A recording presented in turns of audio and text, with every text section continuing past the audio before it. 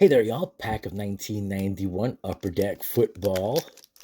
See what kind of great stuff we can find in here. The card I'd be looking for, of course, is the Brett Favre rookie. Unfortunately, that one's dropped in value big time over the last year. Bo Jackson right now is the leader in this set. Here we got Fred Marion. Card flippage going on there. Aaron Wallace. Ray Childress. Steve Christie. That's pretty cool. Aerial Threats.